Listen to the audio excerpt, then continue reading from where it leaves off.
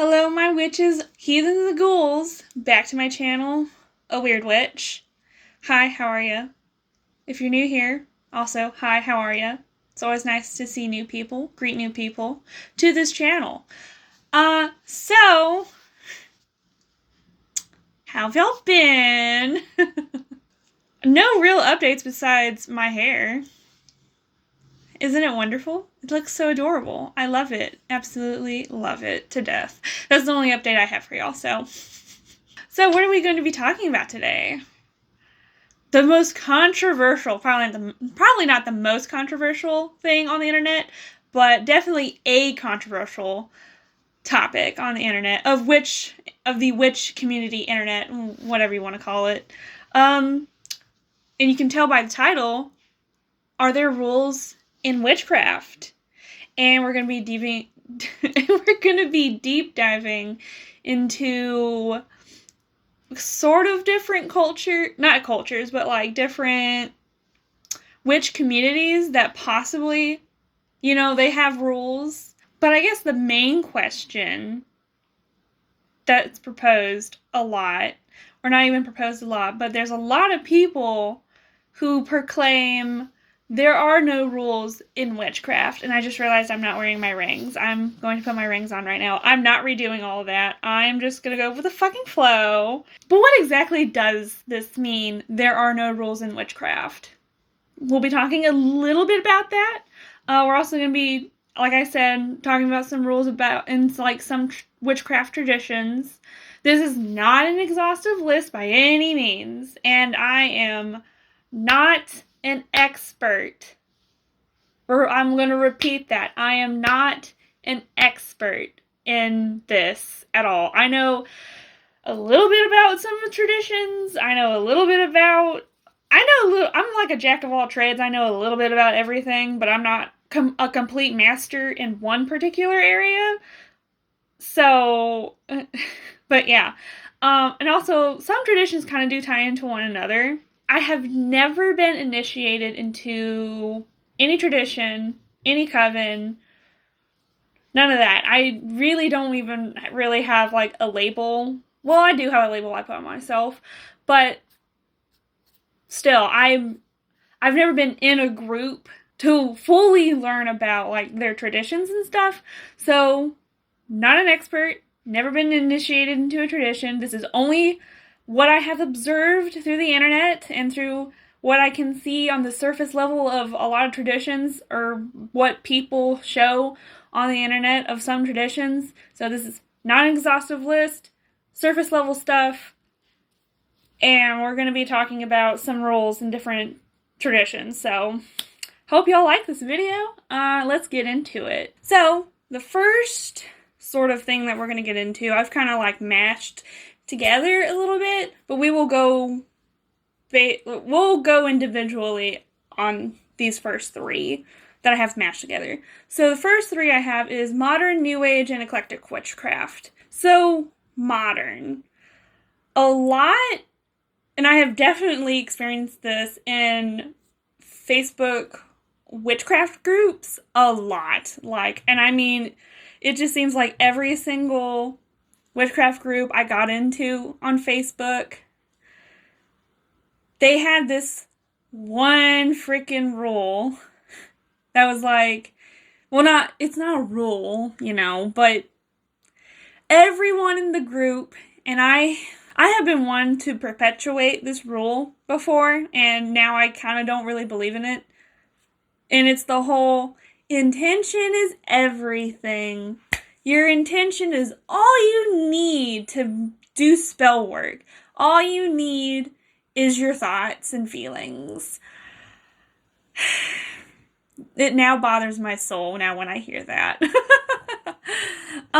It definitely just boils down to no rules, pretty much, and pretty much to make it up as you go. Then there could be problems with not using already laid out uses of things, like correspondences. But kind of a pro is that you kind of get to learn what works for you and how it works for you. It could be randomly, like someone uses rosemary for protection. Another person could use it for baneful work. And if it works for them, it works for them.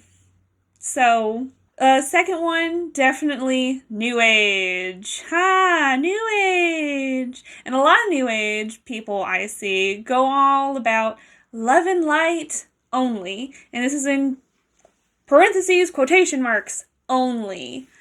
Just because not all New Age people are love and light only, but you definitely see it from like the light workers of the community of highest vibrations, 5D ascension, love and light, blessed, I'm going to say blessed be, that's more of like a Wiccan thing, but I see it a lot with light workers who say blessed be, and it's like, keep your blessed be out of my face, please. And another rule in the New Age, kind of a space, is the law of attraction. And you see this law of attraction everywhere. And I mean everywhere.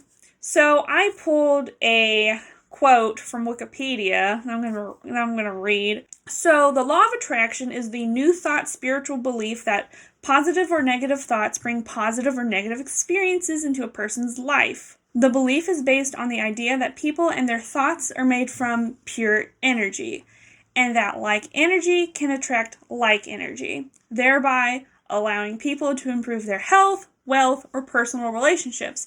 There is no empirical scientific evidence supporting the law of attraction, and it is widely considered to be pseudoscience.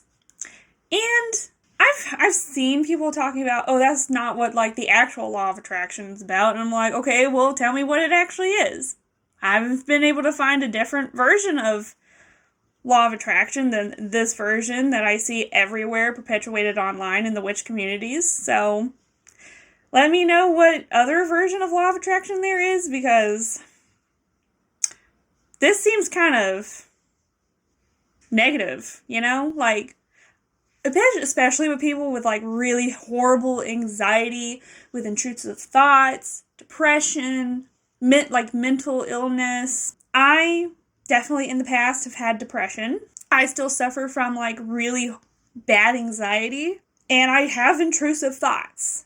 So I'm just saying, like, it's horrible. I like some of these New Age laws, especially this law of attraction bullshit, it really gets on my nerves. It really grinds my gears in a way. And part of like the law of attraction which I was taught in middle school, was the book The Secret. And I didn't even realize that this lady who had, I'm guessing, her pronouns are she, her. The author, Rhonda Byrne, so she's an Australian television writer and producer. She is the creator behind The Secret. Actually, she made the documentary first before she made the book in 2006, and then released the book a year later. And she directly uses the law of attraction in her book. And she also wrote 2 other books, The Power and the Magic. I've never read those before. And actually, in middle school, in 7th grade, I took a class. We were forced to take a class about The Secret. We had to read the book. And there was this lady that came in and was telling us about this book and was teaching the class. And the entire time I was like, what the fuck am I reading? Why am I reading this? I'm a teenager. Why am I reading this? Like, I get like, oh, you need to be like self-empowering and like have good thoughts and good things will happen to you. Guys, I think we should realize by this point now that like life is not like that at all. Even if you have good intentions, good thoughts, you are a good person, you do good things, life's shitty.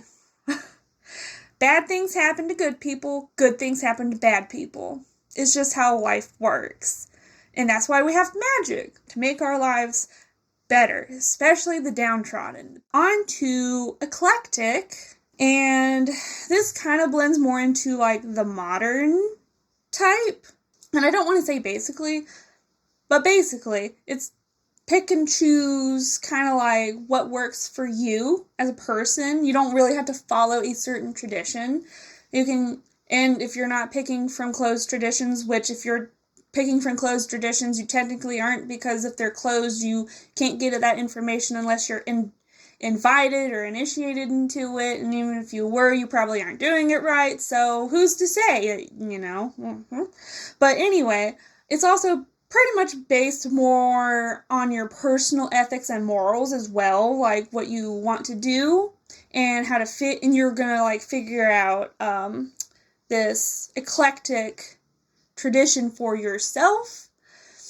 And a lot of people, I don't know, I feel like they're afraid to come out as eclectic, because, I mean, I was listening to this one podcast, I'm not saying what it is, who they are, I'm just saying, like, I was listening to this one podcast where, like, I listened to, like, some of their episodes, and some of the episodes they will talk about how eclectics aren't committed enough, and I'm not going to pull the finger, but fuck you guys. What do you mean we're not committed? We do magic, so if it's not anything, if it's not hurting you, why do you care what people are doing?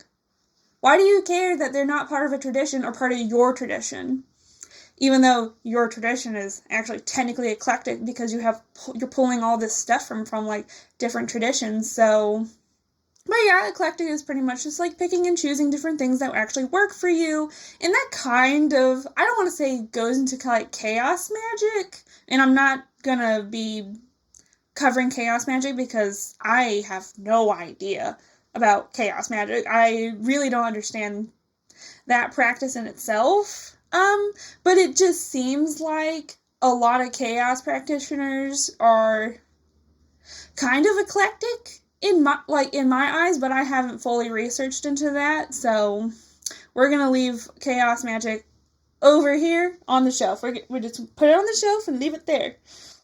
So now we're going to traditional witchcraft, and specific traditions will have certain rules that you have to follow, or not like you have to follow them, but you know, like if you're in that tradition, they have certain rules for a reason, you know, like, don't do this because you'll offend this spirit, or don't do that because you'll attract something horrible, you'll accidentally curse yourself or something like that. And there's definitely a lot of different traditions, like Wicca, family covens / groups, folk traditions like Italian, German, British, Slavic, etc., etc., etc., and they're still technically modern, because even though traditional, when especially Americans think about tradition, they think really old, very like ancient, or not even ancient, just, I want to say antique, but antique's not the right word. We have in our minds that traditional means old, been repeated multiple times. And tradition does mean, like, you know, like, you repeat something over. The reason why it's a tradition, because you do it over and over and over again. You know, like family gatherings, like Christmas or Easter, or traditions are there to bring people together. But tradition does not always mean old or ancient. You can start a tradition right now. Like, kind of how Gardner made Wicca. It was made in the 1950s. And that was only 70 years ago. That's not old. Not at all. And it's a religion. Or, what do you call a religium magia? It's a religious magic system. Like, you can make a tradition on your own. You don't have to do something because it's old. Like animal sacrifices. There are some traditions. I don't know personally any. I think voodoo is one of them. I'm not sure. Don't quote me. But I'm sure there's some traditions that still use animal sacrifices to, like, their gods or spirits that they work with. You don't have to do that. You don't have to follow that tradition. Unless you are part of that tradition. But still, you can also make your own tradition. And we're on to historical witchcraft. And depending on where and when certain practices happened or not, there are also certain rules on what types of things you can do. Like, really cool thing, what types of plants or apotropaic objects affected witches, actually. Either it banishes or attracts witches, which is pretty freaking cool to learn about. And definitely, this is also kind of regional based, but I would definitely say a lot of historical witchcraft, you can look to, like, trial records. But you can go look back at trial records and see what the accused have said. Now, for granted, some of them, most of them maybe, were probably, like, taken by force. The accusations, or not accusations, but the confessions probably weren't true, but I mean, that's for you to decide. And it can also be kind of tied into traditional witchcraft, because you're technically carrying on a tradition with rules and stuff with it. And also religious witchcraft. This can also be tied to traditional / historical witchcraft, because it carries on a tradition, and historically has been used as well. And certain cultures around the world have their own unique ways of doing the craft with their own rules in place. And one podcast, actually, I want to, I'm going to recommend is the Red Text podcast. But the two hosts of this podcast are both Catholic folk practitioners. That's pretty fucking cool in my opinion. And they talk a lot about their practices and how they practice and how they integrate it with their Catholicism. I think one of them is like an independent Catholic, or they both are. Something like that. But it's really cool. I really recommend that podcast. So go listen to it, please. It's really interesting. I love their podcast. I listen to every single episode. Because it's really nice to hear different people who practice different practices, like how they do it. And, I could just incorporate it into my own and be like, hey, I would like to start doing this because that sounds really interesting. That sounds like it could be fulfilling to me. Pretty cool.